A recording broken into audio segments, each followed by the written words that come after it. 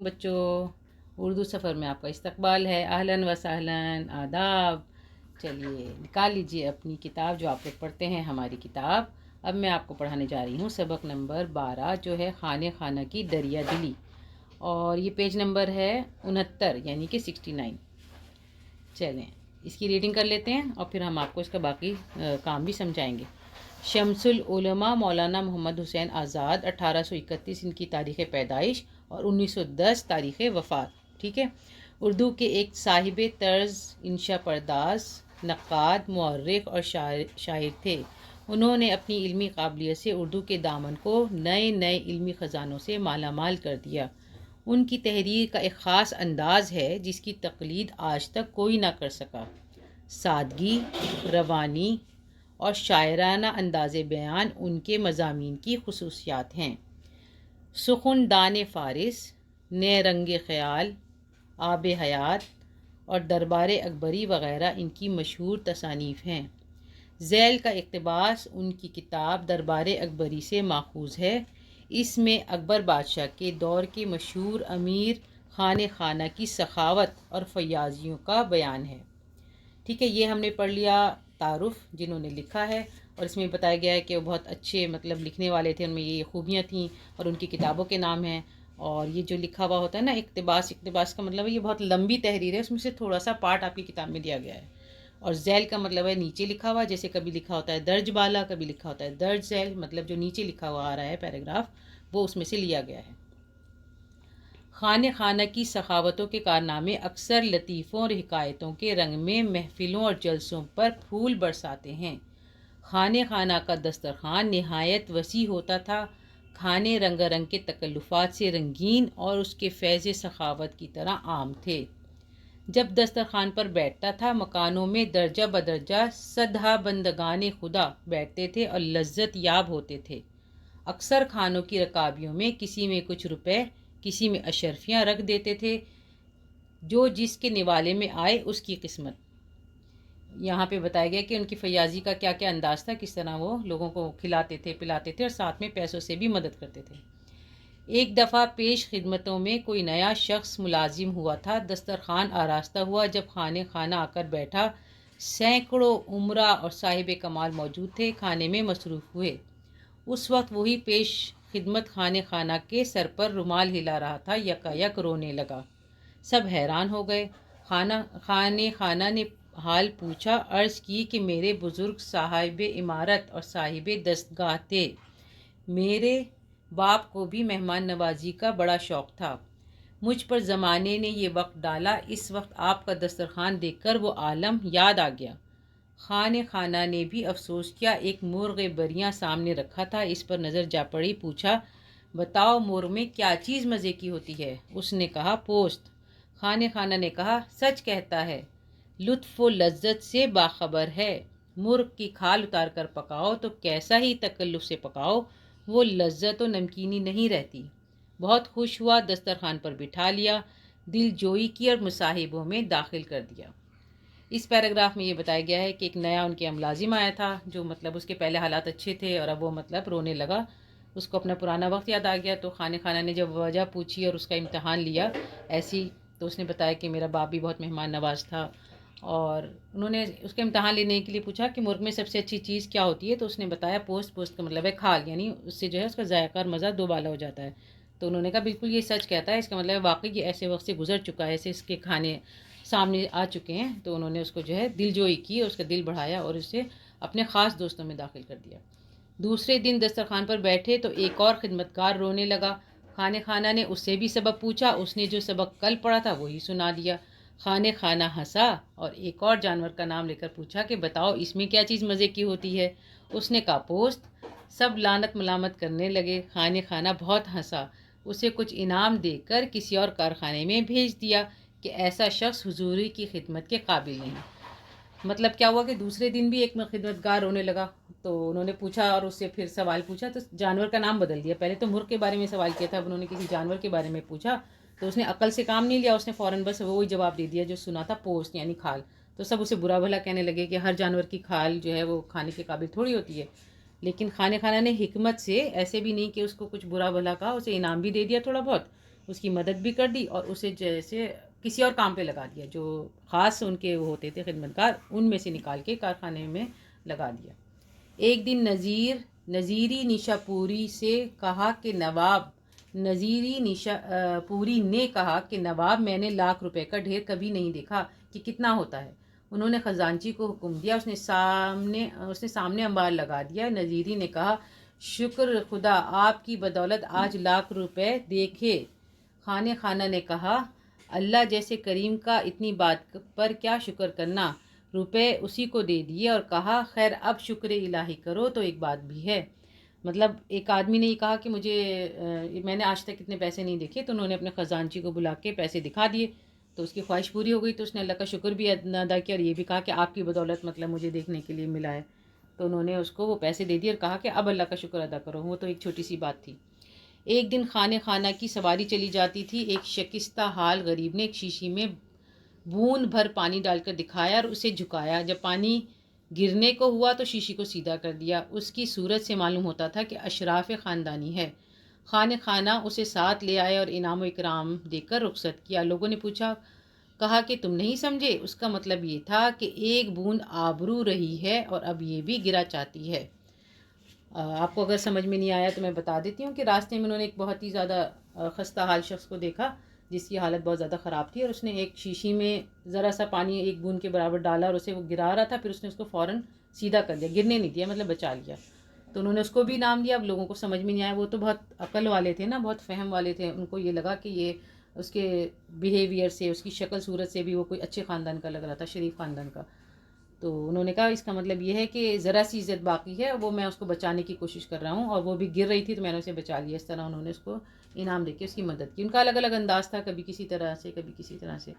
ایک دن سواری میں کسی نے انہیں ایک ڈھیلا مارا، سپاہی دوڑ کر پکڑ لائے۔ انہوں نے کہا 1,000 روپے دے دو۔ سب حیران ہو گئے اور عرض کی کہ جو نالائق قابل دشنام بھی نہ ہو اسے انعام دینا آپ ہی کا کام ہے۔ انہوں نے کہا، لوگ پھلے ہوئے درخت پر پتھر مارتے ہیں، جو میرا پھل ہے مجھے دینا واجب ہے۔ مطلب راستے میں کسی نے پتھر مار دیا تو بجائے اس کو سزا دینے کے اس کو بھی انہوں نے پیسے دے دیے، اور سب حیران ہو رہے تھے، وہ تو پکڑ کے لائے تھے سزا دینے کے لیے۔ تو انہوں نے اس کی وجہ یہ بتائی کہ پھل والے درخت پر ہی تو لوگ پتھر مارتے ہیں پھل لینے کے لیے، کچھ چاہتے ہیں، کچھ ان کی چاہت ہوتی ہے، کچھ ان کا ارادہ ہوتا ہے، تو میں بھی ان کو کچھ دوں، میرے اوپر یہ واجب ہے کہ میں بھی کچھ دوں۔ اس طرح اس کی مدد کرتی۔ ایک دن سواری سے اترے تھے، ایک بڑھیا برابر آئی، ایک توا اس کی بغل میں تھا، نکال کر ان کے بدن سے ملنے لگی۔ نوکر ہاں ہاں کر کے دوڑے۔ انہوں نے سب کو روکا اور حکم دیا کہ اسی کے برابر سے سونا تول دو۔ مصاحبوں نے سبب پوچھا۔ کہا، یہ دیکھتی تھی کہ بزرگ جو کہا کرتے تھے کہ بادشاہ اور ان کے امیر پارس ہوتے ہیں، یہ بات سچ ہے یا نہیں، اور اب بھی ویسے لوگ ہیں یا کوئی نہیں رہا۔ مطلب ایک بڑھیا بیچاری راستے میں مل گئی، اس کے ہاتھ میں توا تھا تو وہ ان سے ملنے لگی۔ اب لوگ کہہ رہے ہیں کہ ہیں یہ کیا کر رہی ہو، ایسے کر رہی ہو، مطلب تھوڑا سا برا ماننے لگے۔ تو انہوں نے کہا نہیں، یہ جو ہے اس نے شاید یہ سنا ہوگا کہ جو اچھے لوگ ہوتے ہیں، نیک لوگ ہوتے ہیں، ان سے اگر لوہا ملا جائے تو لوہا بھی سونا بن جاتا ہے۔ تو وہ بھی بیچاری اپنی کسی غرض سے آئی تھی، اس وجہ سے انہوں نے اس کے برابر وزن تول کر اس کو سونا دے دیا، مدد کرنے کی وجہ سے۔ یہ الفاظ معنی ہیں اور سوال جواب ہیں آپ کے، اس کے بعد تھوڑے سے الفاظ متضاد، واحد جمع وغیرہ ہیں۔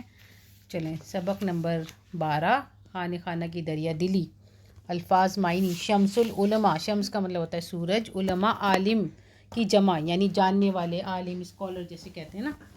اور عالم اگر لکھا ہو تو وہ زبر ہوتا ہے، اس کا مطلب ہوتا ہے دنیا، جہاں، اور ایک عالم کا مطلب کیفیت بھی ہوتا ہے، جو آپ اس سبق میں جیسے جو جملہ آئے گا میں بتاؤں گی، ٹھیک ہے۔ برطانوی حکومت میں دیا جانے والا لقب دیا جاتا تھا کچھ لوگوں کو ان کی قابلیت کی وجہ سے۔ طرز، طریقہ، انشا پرداز، تحریر میں شعور اور احساس دلانے والا، یعنی تحریر کے ذریعے لوگوں میں احساس پیدا کرنے والا۔ نقاد، تنقید کرنے والا، مورخ، تاریخ لکھنے والا، قابلیت، صلاحیت، مالا مال، بھرا ہوا، تقلید، پیروی، سادگی، سادہ پن، سمپلیسٹی، روانی، تیزی، خصوصیات، خصوصیت کی جمع، خوبیاں۔ تصانیف، تصنیف کی جمع یعنی کتابیں، اقتباس، حصہ، تھوڑا سا پارٹ کسی تحریر میں سے جو لیا جاتا ہے۔ ذیل، نیچے لکھا ہوا، ماخوذ، لیا گیا، اخذ کیا گیا۔ سخاوت، دریا دلی، دل کھول کر مدد، فیاضی، پھول برسانا، اچھا ماحول بنانا، وسیع، بڑا۔ تکلفات، تکلف کی جمع، یہاں مراد کھانے ہیں، مطلب اس جملے میں تکلفات آیا تھا، یعنی طرح طرح کے کھانے تھے دسترخوان پہ۔ فیض، فائدہ، درجہ بدرجہ، ترتیب وار۔ صدہا، 100 کے قریب۔ بندگان خدا، خدا کے بندے۔ لذت یاب، ذائقہ لینا، مزہ لینا، رکابی، پلیٹ۔ اشرفیاں، اشرفی کی جمع، پرانے زمانے کے سکے، آراستہ، سجا ہوا، تیار۔ امرا، امیر کی جمع۔ پیش خدمت، ہمیشہ سامنے، خدمت میں حاضر رہنے والا یا خاص خادم۔ صاحب کمال، کمال والے، ماہر اور کامل لوگ۔ صاحب عمارت، امیر، دولت مند۔ صاحب دستگاہ، جس کو کسی چیز پر قدرت حاصل ہو، جیسے اس نے ملازم میں کہا تھا نا کہ مجھے وہ عالم یاد آ گیا، مطلب وہ مجھے کیفیت یاد آ گئی، وہ وقت، وہ حالت یاد آ گئی، تو وہ عالم کا مطلب یہ ہے۔ لطف، مزہ، لذت، ذائقہ۔ دل جوئی، دل بڑھانا۔ مصاحب، صاحب کی جمع، اور یہ ہے دوست، خاص ساتھی۔ سبب، وجہ۔ بریاں، بھنا ہوا۔ شکستہ حال، پریشان حال۔ باخبر کا مطلب ہوتا ہے واقف یا جانکار۔ پوست کا مطلب ہے کھال۔ لعنت، ملامت، برا بھلا کہنا۔ انبار، ڈھیر۔ خزانچی، خزانے کا رکھوالا۔ اشراف خاندانی، شریف خاندانوں سے۔ دشنام، گالی، اس میں لفظ آیا تھا قابل دشنام، یعنی گالی دینے کے بھی قابل نہیں ہے یہ۔ آبرو، عزت، ڈھیلا، پتھر۔ پھلا درخت، وہ درخت جس پر پھل ہوں۔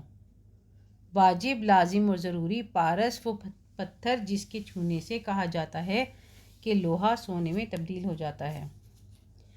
چلیں اب ہم سوال جواب کر لیتے ہیں، یہ مختصر جواب لکھنا ہے۔ خانہ خانہ کے دسترخوان کی کیا خصوصیات تھیں؟ خانہ خانہ کا دسترخوان نہایت وسیع ہوتا تھا۔ دسترخوان قسم قسم کے کھانوں سے سجا ہوتا تھا۔ بہت بڑی مجلس میں بہت سارے لوگ ایک ساتھ فیض یاب ہوتے تھے۔ رکابیوں میں کچھ روپے اشرفیاں چھپی ہوتی تھیں، جس کی قسمت میں ہوتا اسے مل جاتا۔ سوال نمبر 2، خانہ خانہ کا ملازم کیوں رونے لگا؟ خانہ خانہ کے ملازم کے سامنے دسترخوان سجا اور بہت سے لوگ کھانے میں مصروف ہوئے تو ملازم رونے لگا۔ پوچھنے پر پتہ چلا کہ اس کے باپ کو بھی مہمان نوازی کا شوق تھا۔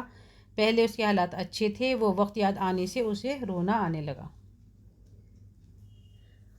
سوال نمبر 3، خانہ خانہ نے اسے اپنے ملازموں میں کیوں داخل کر لیا؟ خانہ خانہ نے اس سے کھانے کے بارے میں سوال کیا، جس سے انہیں یہ اندازہ ہو گیا کہ وہ پہلے اچھی حالت میں رہا ہوگا۔ زمانے نے اس پر یہ وقت ڈالا، اس لیے دلجوئی کی اور اپنے خاص ساتھیوں میں داخل کر دیا۔ دوسرے دن کیا واقعہ پیش آیا؟ دوسرے دن ایک اور خدمتگار رونے لگا۔ خانہ خانہ نے اس سے سوال کو بدل کر پوچھا تو اس نے وہی جواب دیا جو سنا تھا، حالانکہ وہ اس سوال کے لحاظ سے غلط تھا۔ جواب سن کر خانہ خانہ نے اسے کارخانے میں بھیج دیا۔ اس میں ہمیں ریزن بتانی ہے، وجہ بتانی ہے۔ خانہ خانہ نے نذیر نیشا پوری کو 1,00,000 روپے دے دیے، اس کی کیا وجہ تھی، کیوں دیے؟ نذیر نیشا پوری نے خانہ خانہ سے کہا کہ میں نے 1,00,000 روپے کبھی نہیں دیکھے۔ خانہ خانہ نے خزانچی سے کہہ کر دکھائے تو اس نے خدا کا شکر ادا کیا اور آپ کو عزت دی، تو اس بات سے خوش ہو کر انہوں نے اپنی فیاضی کی وجہ سے 1,00,000 روپے انہیں دے دیے۔ ایک شکستہ حال غریب کو خانہ خانہ کی جانب سے انعام و اکرام دیا گیا۔ کیوں دیا گیا؟ اب ہم یہ وجہ لکھیں گے کہ شکستہ حال غریب نے ایک شیشی میں بون پانی ڈال کر جھکایا اور گرنے سے پہلے شیشی کو سیدھا کیا۔ خانہ خانہ نے یہ مطلب سمجھ لیا کہ ذرا سی عزت آبرو بچی ہے، اب یہ بھی گرا چاہتی ہے، اس لیے اسے خانہ خانہ کی طرف سے انعام و اکرام دیا گیا۔ خانہ خانہ نے ڈھیلا مارنے والے کو سزا کے عوض 1,000 روپے دیے۔ خانہ خانہ نے ایسا اس لیے کیا کہ ان کی سوچ یہ تھی کہ پھل والے درخت پر پتھر مارتے ہیں، اس لیے مجھے کچھ دینا لازمی ہے۔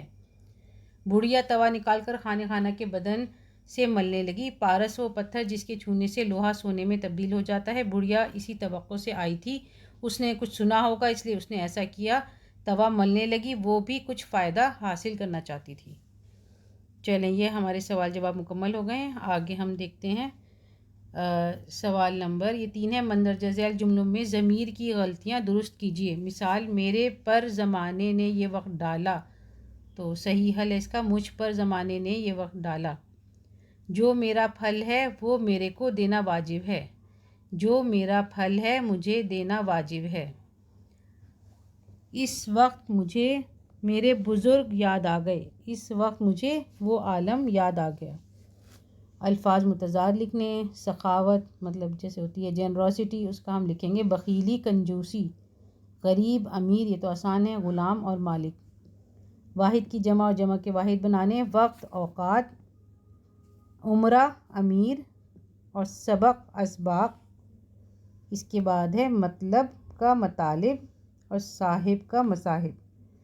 اور عملی سرگرمی میں لکھا ہوا ہے کہ محمد حسین آزاد کی ایک اور کتاب قصص الہند بھی ہے جو بڑی دلچسپ ہے، اپنی لائبریری سے لے کر اسے ضرور پڑھیے اور اس کا کوئی پسندیدہ واقعہ اپنے درجے کے ساتھیوں کو سنائیے۔